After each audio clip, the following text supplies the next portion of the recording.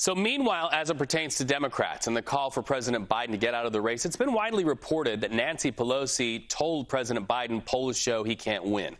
Well, we just got this statement from a spokesperson for Nancy Pelosi. Here it is. Speaker Pelosi respects the confidentiality of her meetings and conversations with the President of the United States. Sadly, the feeding frenzy from the press based on anonymous sources misrepresents any conversation the Speaker may have had with the President.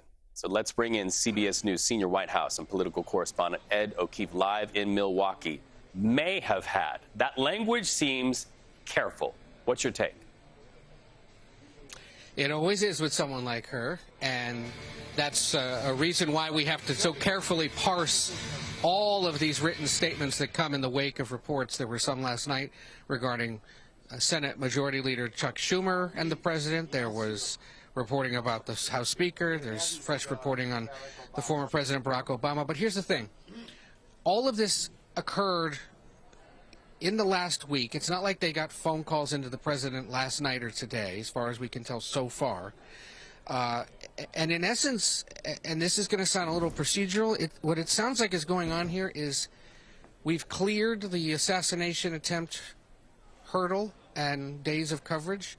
And it's almost as if people are now going back and realizing that the conversations about the president and his political future never really stopped because of the assassination. They just kind of simmered down. Right. And now they're turning the heat back up.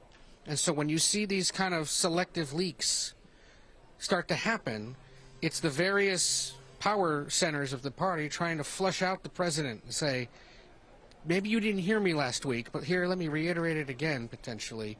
Think about this when you're on an already previously scheduled trip to Rehoboth this weekend, getting over COVID and taking some time to relax.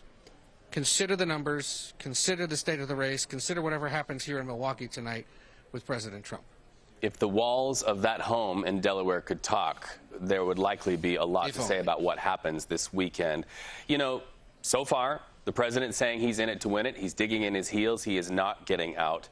But, you know, anybody can go online, and there are many sources reporting that this is going to be a consequential weekend for Joe Biden.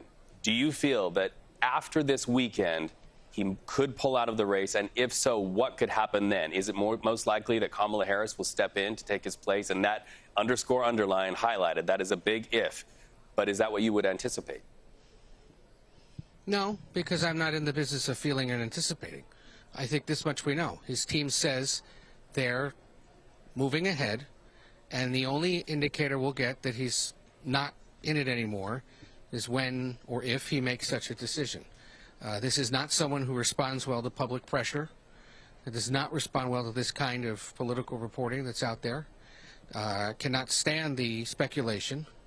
It finds it absurd, as do his closest advisors, that this COVID diagnosis yesterday would be just the latest reason for him to get out. If anything, they see it as him being responsible, taking himself off the public stage and taking a few days to recover, as doctors recommend, and then going about the business next week. And let me reiterate, he had to postpone appearing at that event in Las Vegas, but otherwise was scheduled to go to Rehoboth Beach this weekend. So it's not like this was some emergency or hastily arranged visit to his beach home. This was always the plan anyway. And, you know, last weekend we were saying, or in advance of last weekend, everyone was saying this was the most consequential weekend of his political career. Well, it might have been up until about 6:15 Eastern on Saturday night, when the former president nearly died on stage at a campaign rally and the political calculus changed.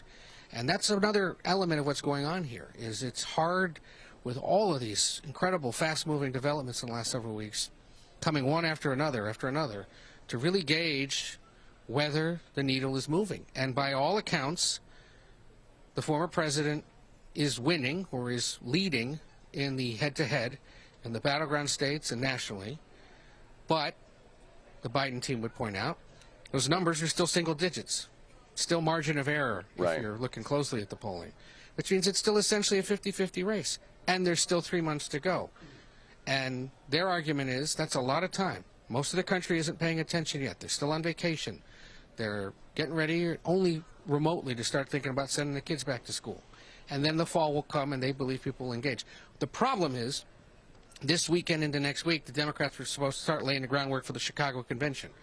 And there were a handful of people who said, maybe we should slow that roll and take it all up in Chicago in a few weeks instead.